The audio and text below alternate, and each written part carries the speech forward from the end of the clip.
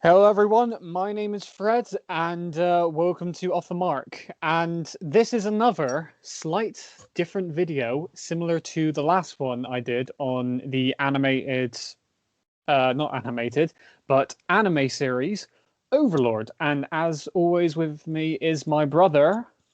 Hey everyone, it's me, Will. Um, don't worry, I'm trying to make sure that my microphone doesn't isn't terrible again. Yeah, instead of just shouting down it, like going, Yes. just What you want me to go? Oh, hello. Hi. no, please do not. I don't want my ears to bleed. Okay. Just pretend I'm Um, not deep throating my yeah. again.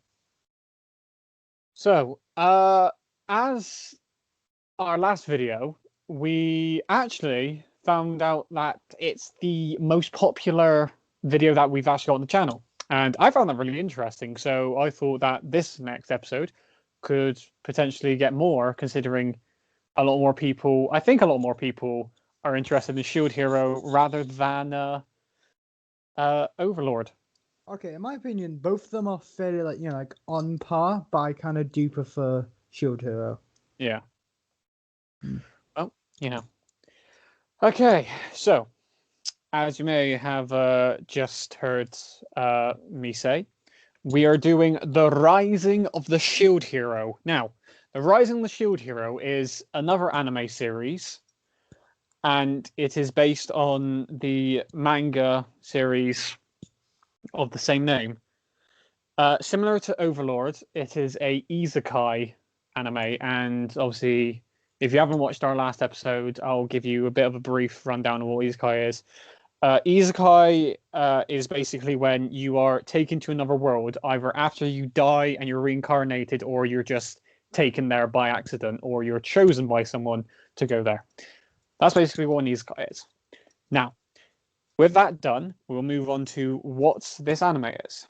The Rising the Shield Hero.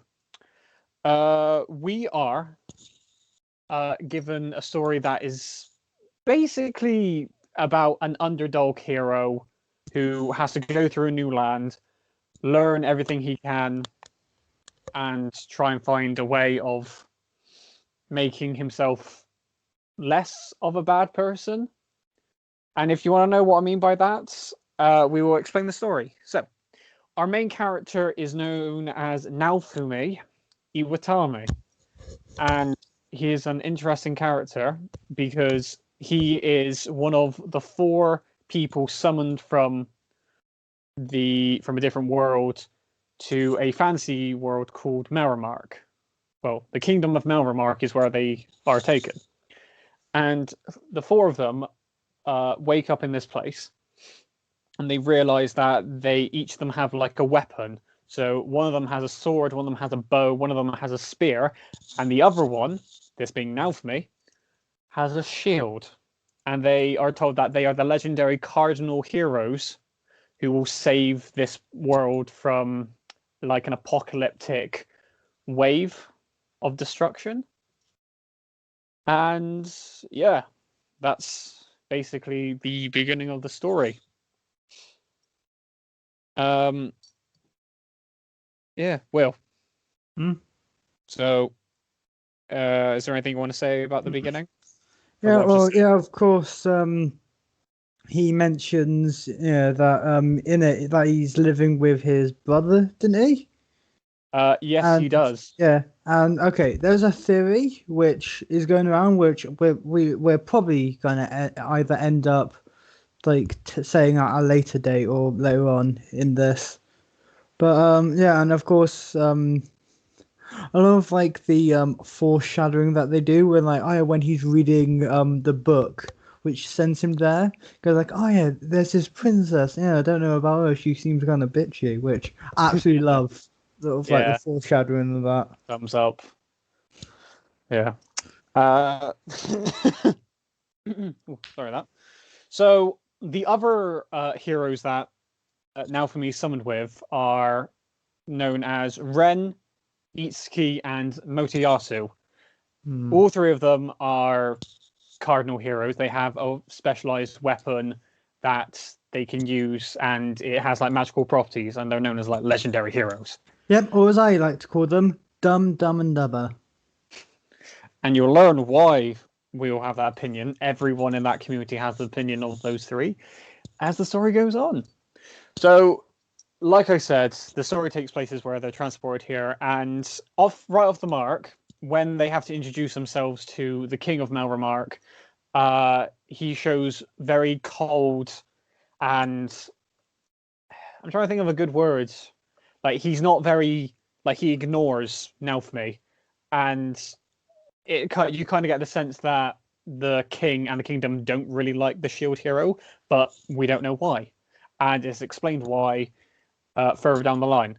But as they all gather one night to explain to themselves like where they're from, it turns out that all four of them are from different realities where they live in Japan, but it's different. So everyone has like a different president. They have like different people who's on like their money, so their currency, and it's a bit of a weird situation. They don't really explain where exactly they're from. They just say that they're from Japan and they have like different things that have happened in their world. And yeah, when it comes to them trying to like figure out who's going to be like in a party so that they can go around like the land trying to rescue people and try and sort out what they're going to do about the waves of catastrophe. Catastrophe. Yes, I could not say the word. I Yeah, generally no. could not say the word. Catastrophe. Yep. But as it goes on, no one actually wants to team up with him at the beginning until a young girl called Mine decides she wants to help him. And through this, she takes him to a weapon shop where he can pick out some armor or some clothes to wear. And he realizes that he can only use a shield, but no other weapons, which is shown when he tries picking up a sword and it electrocutes him because he can only use other shields, no other weapons, which he thinks really sucks. When in fact, in this day and age, if you've seen a lot of Marvel films like Captain America, you see that shields are quite useful, and in video games, which is interesting Yeah. because this is actually a video game scenario. Like they have like this icon in like the lower right of their vision where they can pull up like levels, like what level they are, what their name, their abilities and stuff. And yeah. Yeah, and things it kind of reminds me of like in some RPGs, it actually is kind of fun just to go around just beating up people with a shield. Right. Like it, no, like in some RPGs, it actually is fairly fun just to go around like with a shield, just punching them with it, because it's almost Yeah. like like extended brass knuckles almost, Mm. but with the extra bonus of being protective. Yeah. Well, after he acquires all of his gear and clothes, they set out to test out their skills on a bunch of low-level monsters, which are these balloon-type things. Like they're like orange balloons with like mouths and eyes, and they're really weird. But he finds out that he can feed like these remains to his shield, and it unlocks like a new type of shield that he can use. And yeah, it's interesting. It's like a systematic flow of like when you feed stuff to his shield, he's able to gain like a new shield. So I'll actually explain this a bit more further down the line when we get to it. After a good day of killing a bunch of balloons, they settle down at an inn. They have a drink. Mine gets a bit flirty with him, and after he denies her request of having a bit of a drink, he goes to bed. And he thinks, okay, tomorrow morning we're going to go out, we're going to do things, we're going to take this world by storm. And yeah, he goes to sleep. Wakes up in the morning, finds out that all of his stuff is gone. He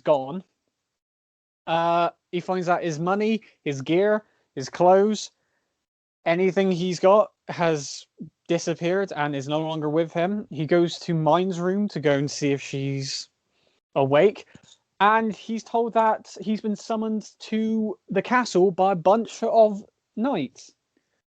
And when he's there, he gets pushed to the floor and shouted at because he's been accused of doing a few interesting things.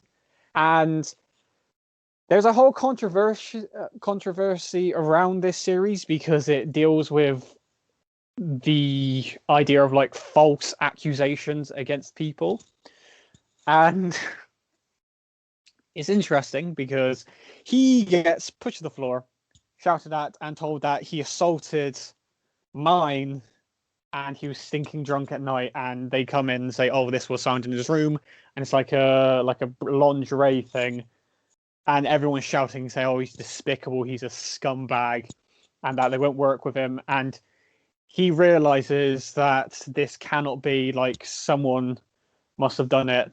But he looks over at Motoyasu and realizes that he's wearing Naofumi's shirt that he bought.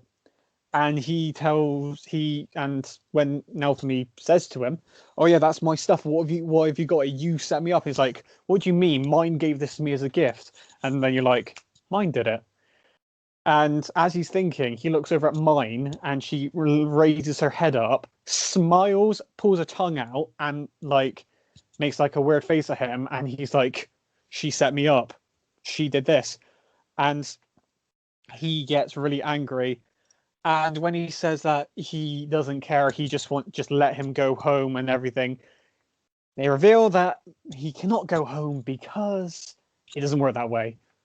Unless all of the wave of catastrophes are finished, no one's able to go back. So they have to all kind of work together and face these waves, or else all of them will die. And if that happens, they won't be able to go home. And he's Naofumi has lost all respect from everyone because they think that he's essentially a criminal who does stuff to women, which is not true. He's just falsely accused of it. And he sets out after this happens and realizes that he doesn't care anymore. He has no empathy. He just feels really cold. He cannot eat anything. He can eat stuff, but he cannot taste anything. Like, his sense of taste is gone. And the blacksmith who he met thinks, "Oh, I'll hit him and just just make sure that he regrets what he did." And then he's like, "Wait, you didn't actually do it." And he's like, "Wow, okay, you just realized that." But yeah, realizing that he didn't, he's like, "Take this, you can pay me back for it," and gives him a cape. Naofumi sets out on his own, a bit more of a rough and tumble person where he just grinds through the night, killing different monsters to try and get his level higher, but it doesn't get him that far. After a confrontation at a pub, or an inn, as they might say, he kind of gets into a bit of a fight, and when it's resolved, a mysterious man in a top hat greets him, says, "Oh, I have something for you that you might be interested in." Naofumi follows him into this tent and realizes that he is actually a slaver. He offers Naofumi a slave as his companion because no one will team up with him. And as he goes into it, he realizes that he needs a cheap, affordable slave that will be able to fight for him. And he comes across a young girl who's known as a demi-human. And when he asks what her name is, he has the response. She gives him the response of Raftalia, and she is she's a demi-human, which are obviously people who are half human, half animals. And she's a half human, half raccoon, or tanuki, I think. I think in it they say a raccoon, but she is more of a red raccoon, which I'm pretty sure in Japan is labeled as a tanuki. Yeah, but I don't know. We'll probably have to look that up because she just says she's a raccoon. So yeah. Basically, she's given a slave crest on her chest. That rhymed. Slave crest on her chest. So that obviously she is very obedient to him, and she's a bit scared of him, but they go off and try and get her some stuff, get her weapon, clothes, and they try and form a bond, and she realizes that he's not that bad. Like, she thought that he was going to be like a cruel person, but he is very sweet to her. Like, he tells her that everything's all right, that she's just gonna have to work, gives her food, medicine when she's sick, and comforts her when she has nightmares at night. And Raftalia is actually a victim of a previous wave of catastrophe where her parents were murdered by some creatures, and afterwards she was sold into slavery by a rich I'm trying to think of a rich aristocrat or Yeah, baron. yeah, Yeah, yeah. It's a something like that. baron, I think. But yeah, uh, they have a bit of a bit of an argument because she doesn't know. She sometimes feels like she can't do these things because she's weak. But he says to her that if she doesn't do it, then he's just gonna go and he's probably gonna end up dead. And he explains that he's there to fight the wave of catastrophe, and that motivates her to help because she's like, "Oh, if you're doing that, then it means you're going to stop people from suffering the way I did." And yeah, it's a sweet sentiment. A few episodes within, I'm trying to think, a few episodes later, uh, we turn back to Naofumi, and Raftalia has leveled up a few levels, and now she is a lot more older. And Yeah, yeah. Something which they this don't is tell weird. you right off the bat, but later on they pretty much say, "Oh yeah, like with um demi-humans, because of course there's two types. There's demi-humans, then beastmen. But with demi-humans, if they level up, then essentially they age to said level. Yeah. Yeah, so now So physically she's like around the same age as now for me. yeah. So she started out as like 10, but demi-humans, the more they level up, like Will just said, the more they level up, like the older they get. So she is technically 20, so she's like the same age as him now. And she has obviously always been treated like a daughter to Naofumi, but slowly as it goes on, she kind of gains feelings for him, and it's a bit of a weird thing, but it's sweet because she cares about him that enough that she wants to like look after him and make sure that she can give back what he gave her.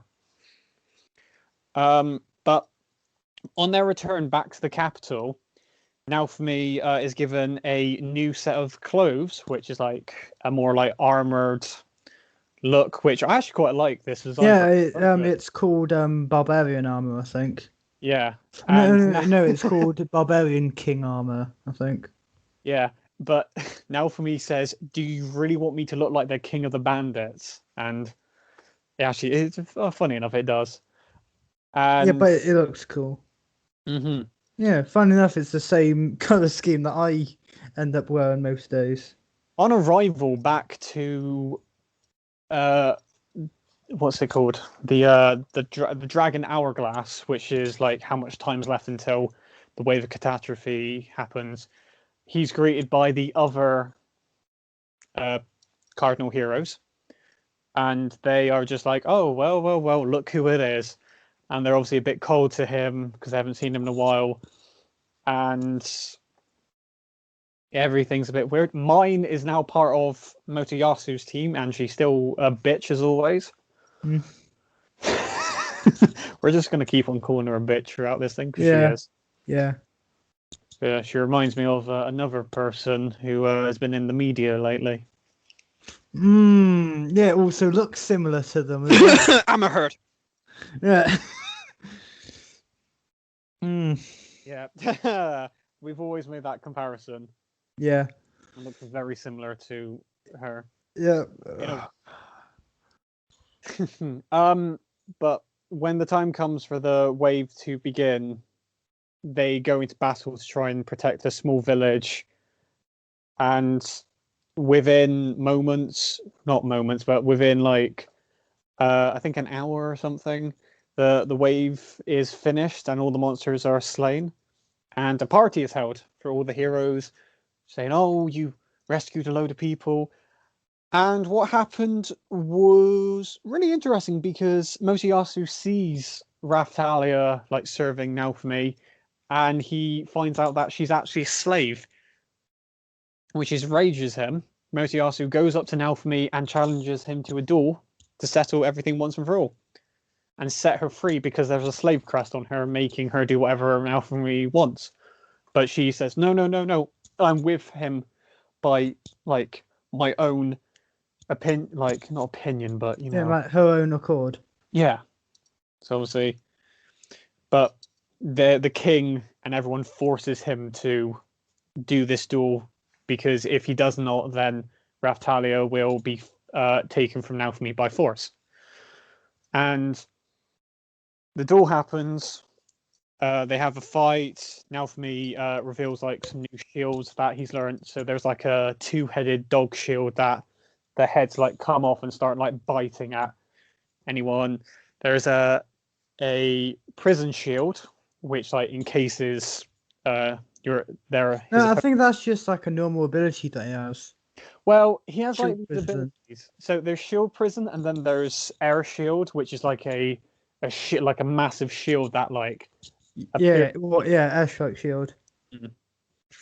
And through this fight, Naofumi is literally about to win until he's knocked off backwards by a spell that is shot by mine, and he's like, "Why is no one stopping this fight? Like, obviously she cheated by doing that, and no one stops it." Motoyasu gets up and does like like a lightning strike shot, and just defeats Naofumi. And everyone says, "Oh, Motoyasu won this fight. Raftalia is now being set free of her slave crest," and yeah, she gets to go free. And through this all, Naofumi is just like, everyone is just doing this because they hate me, they betray me, and stuff like that. Like he does not trust anyone because they're all setting him up, and he keeps on shouting that obviously she cheated, he should not have won, but no one's saying anything. They release Raftalia from her crest by removing it, and the interesting thing about this is she slaps Motoyasu and says, "Have you any idea how arrogant and stupid you are?" And she just explains that she's with Naofumi with her own consent. Like, she's not with him because she's his slave. She wants to be by his side because that's what she wants to do. And both not Ren, someone else. So Ren and Itsuki both come down and like, "We need to talk to you about your cheating in the game." It's like, "Oh, what do you mean?" It's like, "We clearly saw you shoot like a shot. Everyone agrees that there is foul play in order, but the king is telling everyone to keep quiet." And yeah, Raftalia goes over, comforts him, and just says everything's fine. Like, "I'm really sorry." And he realizes that there's actually someone who cares about him. And then he's like, "Is that really you, Raftalia?" And yeah, he kind of just comes back to his senses. He's like, "That's the one thing I've wanted anyone to say to me. Like, everything's okay, and you're gonna be all right," because no one's ever said that to him in this world. After that, they actually have like a bite to eat, and he realizes that his sense of taste has come back. And basically, of course, if you didn't really know, pretty much before like all of this stuff happened, like they went into like an inn and essentially he said that he would have the cheapest thing on the menu, mostly because it's probably it's pretty much filling, but he has lost all sense of taste. I think it's because so do they actually ever explain why he lost his sense of taste? not really. They just say that he's obviously lost like what emotion, like he's emotionless, and obviously he can't taste anything. Oh, okay. It's just like he's like traumatized by something that's happened, and it's just, yeah. After a confrontation in the throne room about payment to each hero, and the king's like, "Oh, we're not going to pay Shield Hero because we've had to take away the slave crest from the demi-human." Everyone's arguing like, "No, you should actually pay him because you interfered with his fight." They pay him, he goes off, and they have Raftalia's slave crest put back on. And now for me, it's like, you didn't have to do that, but she's like, "Oh, but I wanted to, like, to show my devotion to you." And while they're there, he has a bit of a gamble in a monster egg lottery, which is a thing where if you have to choose an egg in this box. One might be a dragon, which is the best one, but the others are probably Philolials, which are like these big bird creatures that like pull carts around, and yeah, they're just like that. And he takes one later one night after they go back to the village that they saved. He realizes that the egg is hatching, and he has a big fat Philolial. Big fat Philolial. That's interesting. Say that a few Yeah, I times. remember. Yeah, our character calls her like a fat chicken at one point as well. Don't they? Mm-hmm. But they're obviously, "Oh, so what are you going to call it?" And through like a bit of time, they show like this Philolial getting bigger and bigger and bigger until he's like, "Oh, so I'm going to call her Philo." And it's like, "What, like Philolial?" Was like, "Yeah, why not?" And when a group of soldiers come into town to say, "Oh, the king has passed like a new law saying that to help rebuild like damage, like stuff to the kingdom, it's 50 silver to come in, 50 silver to leave the village." And like, "Oh, that's bankruptcy. We're not going to have enough money to do that." And this is mine and Motiyasu saying this, so obviously, there's going to be a bit of a bitch fight. We're just going to keep on making these jokes, so please ignore us. Yeah. But Prepare for more. after someone comes down and says, "Oh, I think you know who we are," and they're like, "Oh, okay." Mine reads this letter, which is from the Queen, and she just thinks, "Well, I'm going to have to do one thing." So she points her finger out and shouts, "Shield Hero, we challenge you to the right to rule this village." Yeah, And little does everyone know, the note said that she's a bitch. That's a joke. But with that, he's like very hesitant in like actually accepting this, but he does. And he's like, "If you can pay me, then I'll do it." So now for me has to race Motiyasu with Philo, and Motiyasu has to race now for me and Philo with his dragon. And not an actual dragon, like a land dragon, so it just runs real fast. It's like a velociraptor from Jurassic Park. Yeah. And yeah. So there's cheating involved because soldiers use magic to try and knock Naofumi off course. Doesn't work. Naofumi wins, and Motoyasu gets kicked in the dick.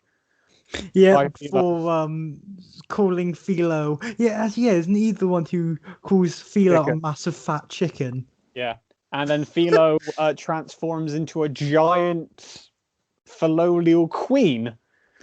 Yeah, well, essentially they show it as like she looks exactly like how she did when she was a chick, but just massive now. Yeah. So, and then of course they go to the they go to like the slaver after and ask about it. What? So they go off and obviously they sit down to rest. Oh Philo sat next to Naofumi as they fall asleep. Raftalia wakes up in the morning, screams, and is like, "Master Naofumi." He's like, "Oh, I'm really sorry for not staying awake." Guard is like, "That's not why I'm waking you up. What is that?" He looks down. There is a young girl with blonde hair led on his lap, and he's like, "Who the hell is this?" And this girl sprouts wings, and she says, "Good morning, master. Can I have something to eat?" And they realize that this is Philo. And Philo can transform from her Philolio form into a young girl, and it's a weird thing which Yeah, only it's bizarre colonial at queens can first. do. Yeah, it's bizarre at first because, of course, he just wakes up with what looks like a small blonde child that's wearing nothing. Yeah. Mother, because of course, if like a animal suddenly turned into a human, they wouldn't be automatically wearing clothes. No, that is realistic. Yeah, that's probably the most realistic thing in this show. Well, one of the most realistic things. Yeah. But obviously, with this, they go into town to like get her some clothes, and they realize that to make like clothes that will stay on when she transforms, they have to go and get this um, like a magical thread, and Mm. they get it. And the person who makes her clothes is like, "Oh, your daughter is so cute." It's like, "Oh, like Philo's not my daughter." It's like, then what's she? Like, oh, my property? And it's a bit of a weird thing to say, but okay. And then he gets asked, "So what's Ratalia to you?" It's like my daughter, and her response is, "I am not," because she's interested in him. But yeah, with all three of them now, they go off on like a bit of an adventure to like try and sort out stuff. Long story short, they go to a town where a plague has infested a load of people and they're slowly dying. But now for me, Ratalia and Philo go off to try and figure out what happened. Find out that there is a dead dragon that's been killed by one of the other heroes, Ren, the sword hero. And in Oh a no, bit isn't it of, Itsuki? no, Sorry. Oh it's no, Ren. it is Ren. It is It's Ren. Ren. It's Ren.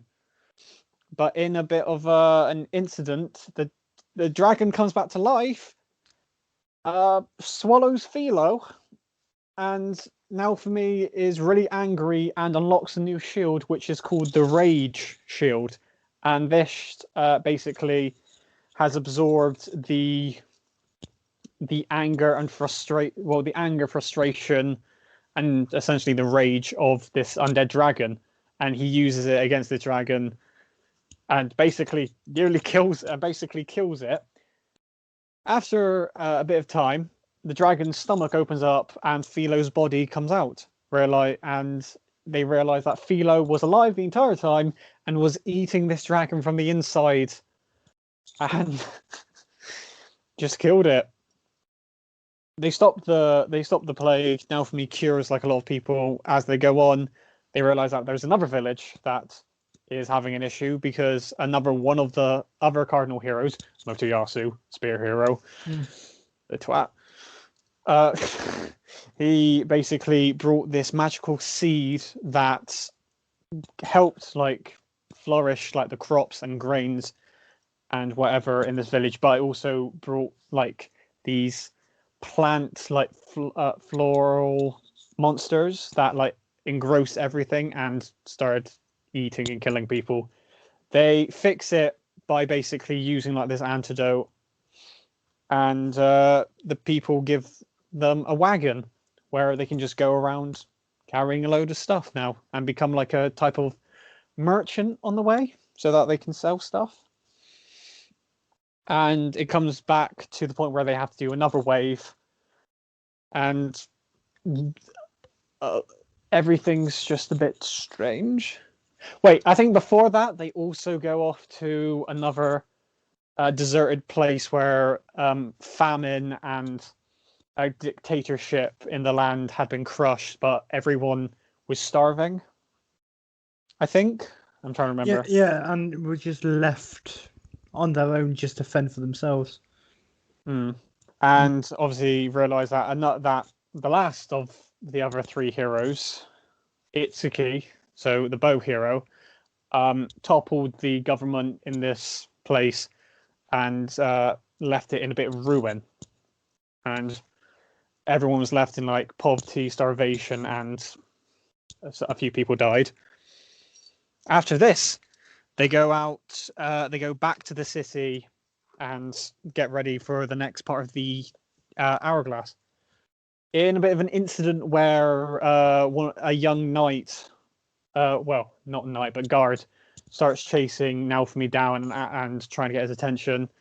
Naofumi is cornered by Motoyasu, and he is accused of forcing someone to do something she doesn't want to. And Naofumi thinks, oh, is this about Raftalia again? And it's not. He's talking about Philo. And he's like, now where is that beautiful young angel that you're keeping? And after a bit of a confrontation... Actually, there's another thing I forgot to mention. We're introduced to a new character called Melty, who is the daughter of a rich aristocrat inside of Melromark.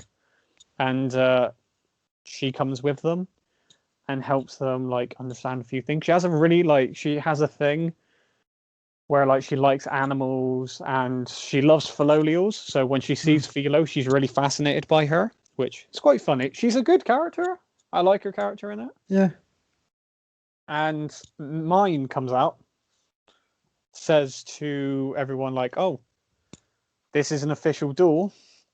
And right before it's about to begin, Melty comes out and just says, oh, this will not do. It's oh, hello, princess. Realise that she's the princess of Melromark and the daughter of the king. And she shouts out to Mine saying, oh, it's good to see you, sister. And obviously, because we may have forgot to say this, but Mine is also the daughter of the king. And obviously they kind of both staged the whole thing with the... Yeah, and also, of course, Mine isn't her actual name, it's just her alias. Multi. Her real name's Multi. Yeah. Multi Melromark. Now I feel weird when eating Maltesers. Multi Melromark, Melty Melromark. Interesting. So the fight stopped. Motoyasu meets Philo, and he's like, oh, you poor thing, what has Naofumi been doing to you? She just says, oh, I like pulling the wagon and helping Master around. He gets angry and says that Naofumi is forcing her to do what the big fat lub of tarred chicken should be doing. She gets angry, transforms into her Philolio state, and he's like, oh, so you're the big fat tub of lard chicken. And she basically kicks him in the crotch again. Yeah, oh yeah, and also when Naofumi sees him, at first, the first thing he notices is that He's wearing a crotch plate. he's got bandages and a codpiece on to protect him, which when Philo goes to kick him, breaks. So the young guard that was chasing Naofumi down says, oh, I want you to help us. I want you to let us join your party in the next wave so we can help you fight. He says, oh, if you can go and get this amount of money, I'll let you join to pay for this charm that I have. So they go off trying to get the money. But where this leaves off is Melty is told that she cannot be trusted by Naofumi, and he tells her to go away because he wants nothing to do with her because she's royalty and he doesn't trust anyone from royalty. Which, it makes sense because he's traumatized by them. After a while, the people come back. So these adventurers come back. They have enough money to buy the charm, and he's like, okay, so I want you to take this money, go get yourself some new gear, and you're coming with us, kids. We're going on an adventure. All right then, Bilbo. I'm going on an adventure! Well, yes. The next wave starts, and they help fend off a load of monsters. And the end result is Naofumi, Philo, and Raftalia riding off towards a giant floating ship that has a kraken in it and also a skeleton crew. Now, all the other heroes are trying to fend off these things, and they have to defeat the ghost captain and the kraken so that the main boss of this swarm, which is called a Salt Eater, will appear. They get rid of them, dispatching them after there's a bit of an argument, and this Soul Eater basically is slowly whittling down its health, but it's not working. Like, they use a few things, and now for me thinks one thing. I know one thing that'll work. So he pulls out his rage shield to try and get it to die. And he goes into a deep voice, he becomes a bit of a demon and shouts at it, burning it, and basically casts a magical spell where a giant Iron Maiden comes down from the sky. The Soul Eater gets put into a shield prison ball, puts into this Iron Maiden, closes, it kills the Soul Eater. Then another Soul Eater appears, and then it gets killed instantly by a magical woman called Glass, who says, "I will be your enemy." They have a bit of a confrontation. No one can defeat her, so now for me and everyone else start running away. The timer runs out. She says, "Oh, okay, it looks like I don't have enough time." They go off, so she goes away. Everyone comes back to see what's happened, and then shortly after, now for me is ordered to go back to the kingdom to see the king, so that they can have a chat. The king orders him to tell him what new power he has, and now for me he's like, "Oh, if you want to know, come right here, kneel, and beg me to tell you." And the king's outraged and says, "If you want me to tell you, I want you to beg me and plead me, and then say thank you." And then he says, "Oh, if you're not going to do that, then I'm just going to leave." Now for me, he storms out and then threatens the king in a really cool way. I like it. And yeah, they go off. But then when Melty tries to talk to Naofmi, he's like, I don't want to talk to you. And her guards who are with her try assassinating her. Naofmi protects her, and it just makes so it looks like Naofmi's actually been kidnapping the princess when he's not. This sets into motion like a few things where everyone thinks that Naofmi has murdered some knights, that he's kidnapped the princess, and when it comes to a confrontation between the other three heroes, mine versus Naofmi, Philo, Raftalia, and Melty, they just escape, and Naofmi says to Ren, "Oh, I know that you can learn the truth," and tosses him something to find out, a clue. This leads on to both Ren and Itsuki looking into stuff and finding out that Naofmi is actually innocent. But so the next part of this is where basically I'm not very interested in it. It just has Naofmi finding a new ally, getting put into a position where he has to try and rescue Melty from someone who's caught her, fighting off a giant dinosaur, meeting the Flolial queen who rules all Flolials, fighting this Flolial queen, making a promise to her, and then going back to the other heroes trying to find a way of explaining it. They go through the town, realize that they gotta try and talk the way through. Finds out it's Motoyasu who was the one that won't really talk to Naofmi. And he starts shouting, saying, "Were both of them just so insignificant to you? Were they that little that you do not care?" And they realise that both Ren and Nitsuki have been murdered, and the blame's been put onto Naofmi. I kind of feel like you skipped a bit. What bit did I skip? The whole thing where, of course, they go and they find somewhere to stay, right? And which is the I forgot where it was, but it's the but there was like a lord who essentially ruled over like a land full of demi-humans. Yeah, obviously all of that is like, it's not the most interesting of stuff. You get a bit of backstory to Raftalia where you meet the person who actually enslaved her, and you realize that her friend has actually died while being tortured, and you realize like where she was before she actually met Naofmi. Yeah, and then stuff. of course they also add that now after that little like subplot, Philo is now the heir to being a Folial queen, and So she yeah, gained yeah, of course she gained a a cowlick cow. for it. Yeah, a cowlick. I never heard of it before it. So Yeah, yeah. that's the first time I've ever heard of one. Mm. Yeah. So we get to this. Mosiyasu and now for me have a bit of a fight. Mine joins in with the rest of Mosiyasu's party. Raftali, Philo, and Melty join in to try and fight. Their fight gets stopped when a giant beam of light comes down and tries to kill them, and reveals that the Pope has now got a legendary weapon that is able to kill all the cardinal heroes. And in a bit of a fight, a very good fight. I actually like this fight. Hmm. Now for me, has to unleash his greatest weapon with the aid of Motoyasu, Ren, and Itsuki, who are actually not dead, while they hold off time so that the Queen of Melremark can send in like an army and help them.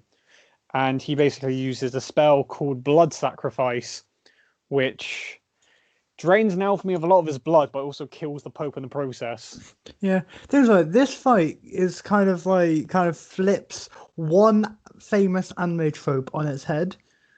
Because like in a lot of anime, it's like, oh yeah, with the power of love and friendship, we can win, and they end up winning. But in this, Moriyasu's egg, like, with the power of our friendship, we can win. What happens? They get their ass kicked. What lets them win? Yes, a demonic blood sacrifice.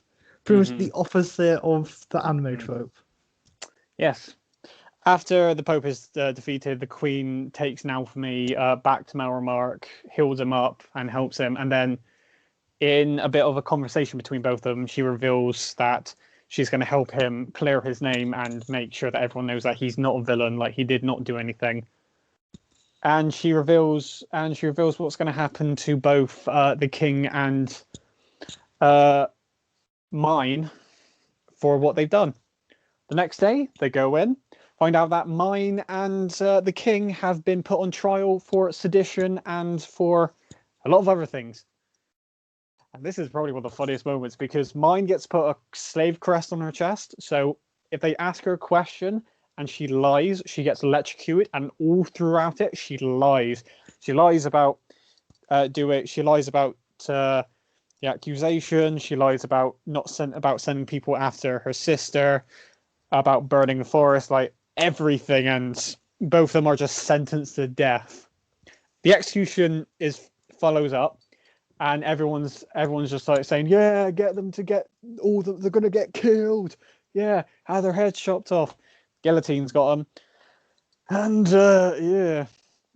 Naofumi stops it right before, and then suggests one thing: that they should live in the kingdom, not as the king and not as the princess. They should live as servants, and that they should have their names changed. Now, the king will be known as Trash, so his name is now Trash. Yep. And now, this is the favorite part. Yes. Mine. So her real name is Multi. So her real name now is Bitch.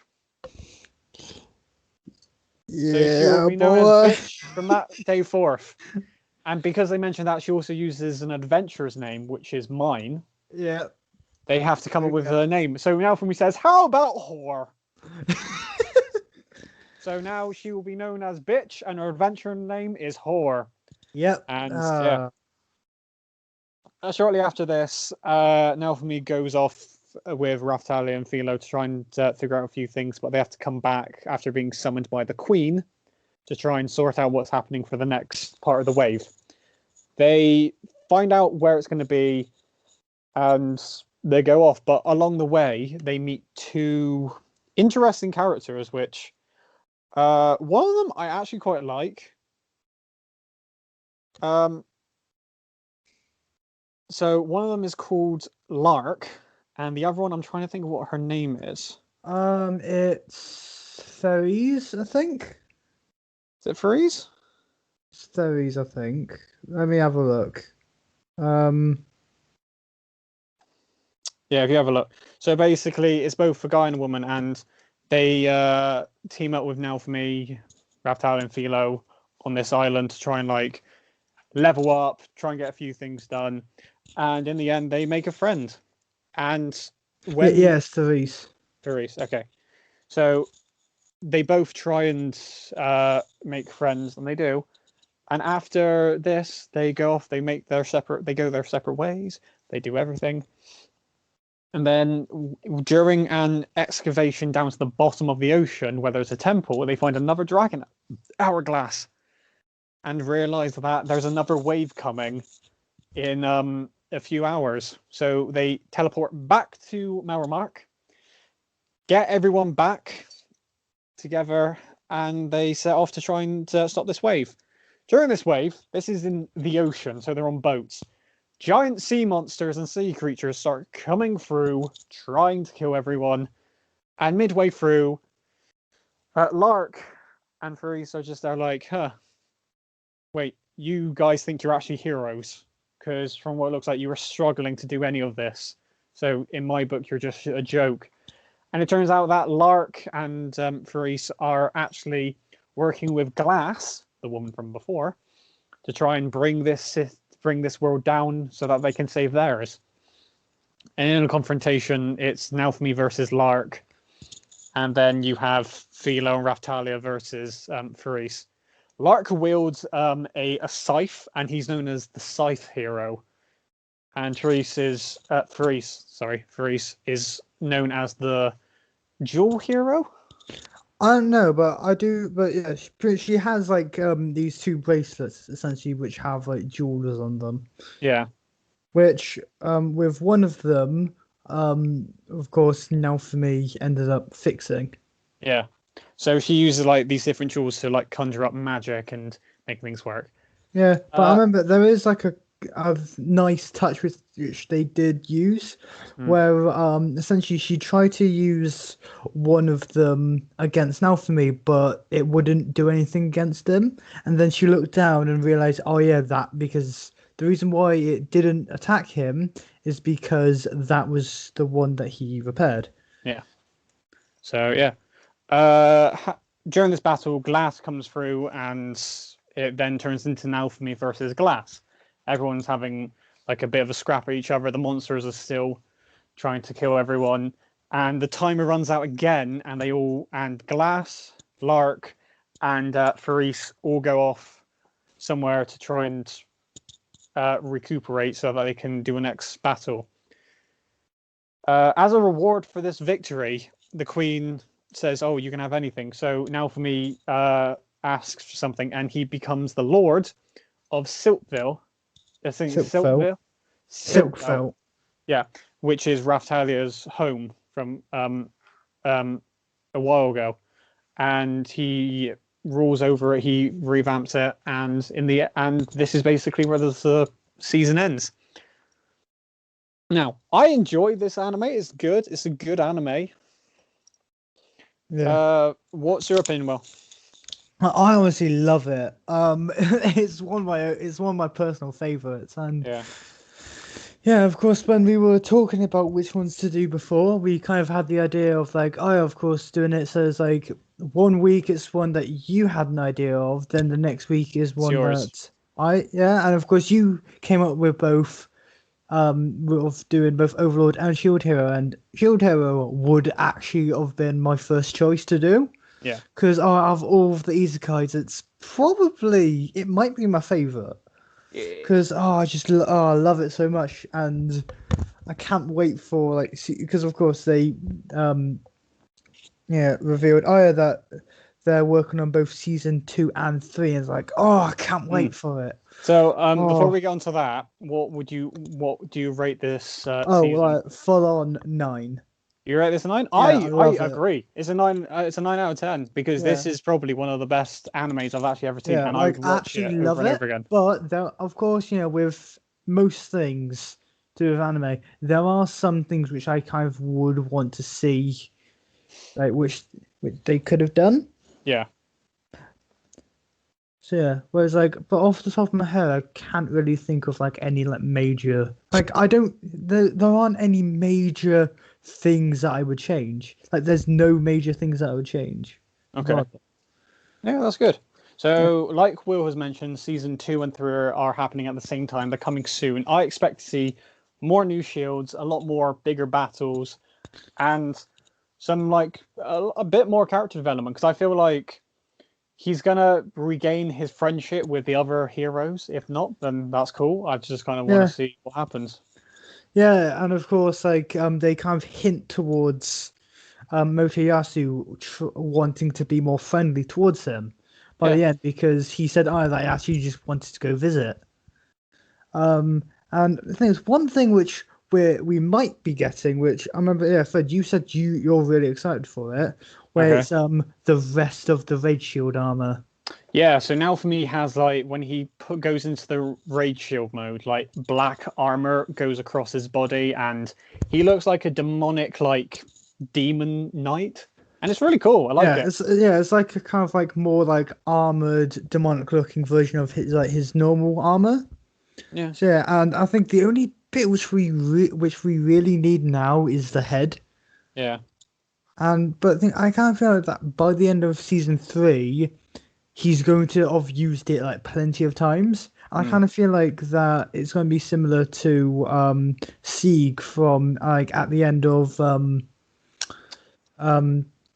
Order Apocrypha, but like, not him turning You into just say dragon. Order Apocrypha. You mean Fate? Yeah, Fate Apocrypha. Sorry, We've been but watching a lot of essentially, Fate at the moment, yeah, so because of course at one point in it, he of course started getting like scales on his hand, yeah, and I kind of feel like that at the end of season a good 3, representation. they could do it so that now for me has like some like slight like his parts of his skin are starting to get like a bit harder Yeah, and have like some parts being like similar to like dragon scale to hmm kind of like show that if he keeps on using the raid shield that he could go that way, but yeah, that's just yeah, like my little like fan theory of what hmm could happen. yeah. That's a good theory. Okay, so anyway. I'd like to say thank you for everyone who's made it this far for sticking around. I hope you enjoyed. This is just our like rundown of what the story of Shield Hero, the Rising of the Shield Hero is, and we hope that you've enjoyed it. Thank you from both me and Will. And I'd like to say if you do enjoy this, please like, subscribe, and stick around for more. We'll probably do another one next week. Just depends on if we can find one, which I think we do have one, which is called Arfueta, which if the other name is From Complacent to Yeah, World's Strongest, yeah, which is my Arifureta. pick. Yeah, Yeah. which is one of my picks, and I really enjoyed this one. It's another Isekai, so yeah. But yeah, I say that a lot, don't I? But yeah. Mm. Is there anything else you want to say, Well? Um, no, not really. Just I'm just really excited for everything that's to come. Mm. So I hope you enjoy this, and we'll see you next time. Goodbye. Do you want to say bye, Well? Yeah. So yeah. Bye everyone. Bye.